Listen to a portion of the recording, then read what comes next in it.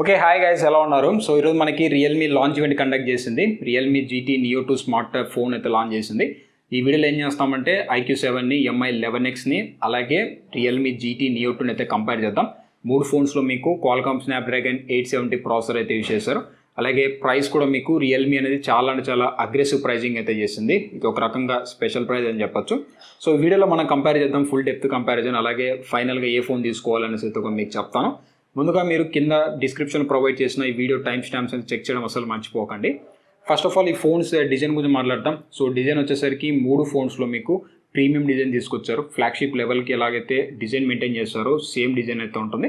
Back side మీకు glass bodies అయితే use చేశారు. కర్నింగ్ గొరిల్లా గ్లాస్ 5 అయితే ప్రొటెక్ట్ చేశారు. పర్సనల్గా వచ్చేసరికి iQ7 అలాగే రియల్మీ జీటీ నియో 2 అనేది మీకు కొంచెం ఐ క్యాచ్ అయితే కనపడుతుంటాయి. అందులో మనకి రియల్మీ జీటీ నియో 2 అనేది మీకు కొంచెం ఐ క్యాచ్ అయితే డిజైన్ అవుతుంది. గ్రీన్ కలర్ అండ్ బ్లాక్ కలర్లో అయితే మీకు చాలా బాగా అయితే కనపడుతుంది.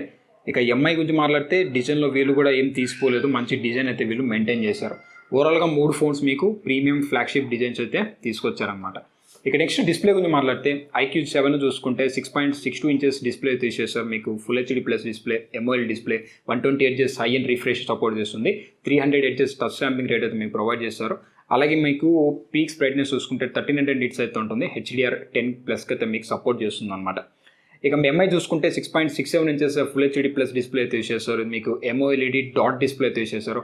120 hertz high and refresh rate అవుతుంది. 360 హెర్ట్జ్ టచ్ స్టాంపింగ్ రేట్ అయితే ప్రొవైడ్ చేస్తారు. HDR10+ సపోర్ట్ చేస్తుంది. కర్నింగ్ గొరిల్లా గ్లాస్ 5 ప్రొటెక్ట్ చేస్తారు. 1300 నిట్స్ పీక్స్ బ్రైట్నెస్ అయితే మనకి ఎంఐ అయితే వస్తుంది.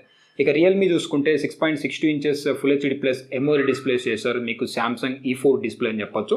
120 హెర్ట్జ్ రిఫ్రెష్ రేట్ ప్రొవైడ్ చేస్తారు. అలాగే 600 హెర్ట్జ్ టచ్ స్టాంపింగ్ రేట్ అయితే ఉంటుంది. HDR10+ సపోర్ట్ చేస్తుంది. పీక్స్ బ్రైట్నెస్ 1300 నిట్స్ అయితే ఉంటుంది. కర్నింగ్ గొరిల్లా గ్లాస్ 5 అయితే మీకు ఇది ప్రొటెక్ట్ చేశారనమాట.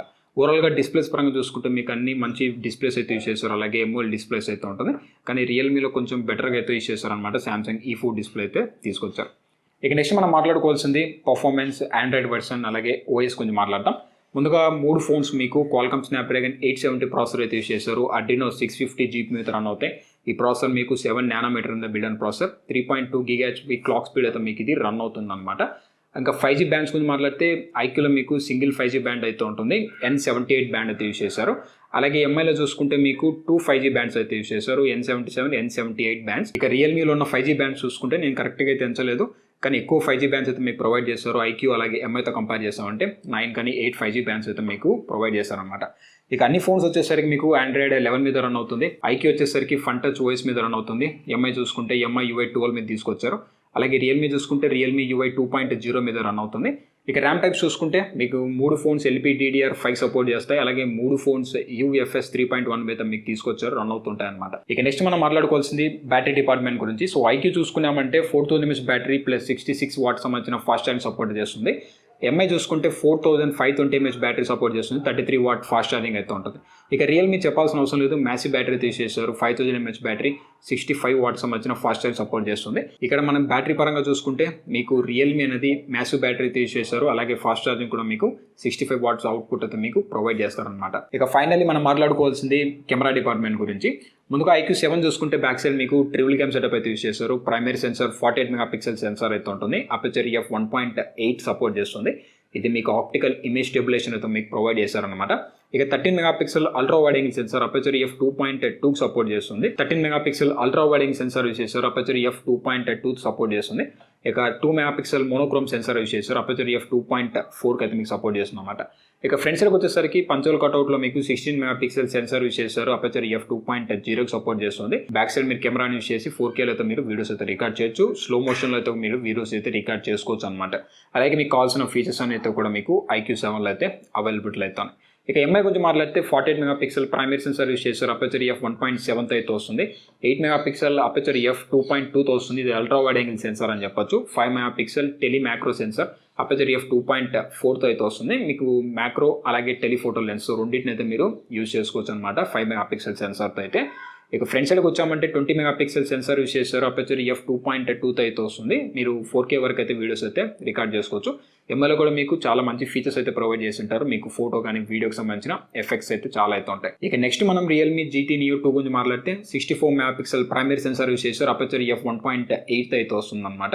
8 megapixel ultra wide angle sensor, 2 megapixel depth sensor or monochrome sensor నాకు ఎగ్జాక్ట్గా ఐడియా లేదు, వాటిని అయితే యూస్ చేశారనమాట. ఇక ఫ్రంట్ సైడ్కి వచ్చామంటే 16 మెగాపిక్సెల్ సెన్సార్ యూస్ చేశారు. 4Kలో మీరు వీడియోస్ అయితే రికార్డ్ చేయొచ్చు. ఫ్రంట్ సైడ్ ఎట్లాగో మనకి 1080pలో మీరు వీడియోస్ రికార్డ్ చేయొచ్చు. స్లో మోషన్స్ అయితే కూడా ఉంటాయి. రియల్మీలో కూడా మీకు మంచి ఫీచర్స్ అయితే వీళ్ళు ప్రొవైడ్ చేశారనమాట. And it's time to finally reveal the prices guys. So ఇక్కడ మనకి రియల్మీ కొంచెం అగ్రెసివ్ అని చెప్పొచ్చు. Let start with IQ7. So basic model చూసుకుంటే 8+128GB model 29,990 rupees price tag మీద అయితే మీకు IQ అయితే వస్తుంది. 12+256 మోడల్ చూసుకుంటే 33,990 రూపీస్ మీద అయితే మీకు IQ7 అయితే దొరుకుతుంది అనమాట. ఇక MI 11X గురించి మాట్లాడితే basic model 6+128GB model 27,999 rupees price చేశారు. 8+128GB మోడల్ చూసుకుంటే 28,999 రూపీస్ ప్రైస్ ట్యాగ్ మీద మీకు MI 11X అయితే వస్తుంది. ఇక ఫైనల్గా రియల్మీ GT Neo 2 గురించి అయితే మాట్లాడదాం. ఇది చాలా అంటే చాలా అగ్రెసివ్ ప్రైజింగ్ అని చెప్పొచ్చు. ప్రజెంట్ ఉన్న ఫ్లాగ్షిప్ ఫోన్స్ అన్నిటితో కంపేర్ చేసామంటే పోకో X3 Pro తర్వాత మనకి చాలా తక్కువ ప్రైస్ తీసుకొచ్చిన ఫోన్. ఫస్ట్ బేసిక్ మోడల్ చూసుకుంటే 8+128GB మోడల్, దీని ఒరిజినల్ ప్రైస్ చూసుకుంటే 31,999 రూపీస్ ప్రైస్ చేశారు. కానీ మీకు ఇది స్పెషల్ ఆఫర్స్ కింద అయితే 24,999 రూపీస్ ప్రైస్ మీద దొరుకుతుంది అనమాట. ఇక 12+256 మోడల్ చూసుకుంటే 35,990 రూపీస్ ప్రైస్ చేశారు. కానీ మీకు స్పెషల్ ఆఫర్ కింద 28,990 రూపీస్ ప్రైస్ మీద దొరుకుతుంది. ఇక ఫైనల్గా మనం కన్క్లూజన్ గురించి మాట్లాడదాం. సో వడ్డీ, సో ఏ ఫోన్ తీసుకోవాలి, ఏ ఫోన్ తీసుకోకూడదు. సో ముందుగా మనం ప్రైస్ పాయింట్ కన్సిడర్ చేసామంటే ఇది మనకి స్పెషల్ ప్రైసెస్ కాబట్టి రియల్మీ అనేది మీకు ఇక్కడ ప్లస్ పాయింట్ అవుతుంది. సో చాలా తక్కువ ప్రైస్కి అయితే వస్తుంది. 25,000 రూపీస్లో మీకు మంచి display, high and refresh rate, దాంతోపాటు ఫాస్ట్ ఛార్జింగ్, మ్యాసివ్ బ్యాటరీ, అలాగే ఫ్లాగ్షిప్ ప్రాసెసర్ అయితే యూజ్ చేశారు. దాంతోపాటు మీకు ప్రైస్ తగ్గుంది.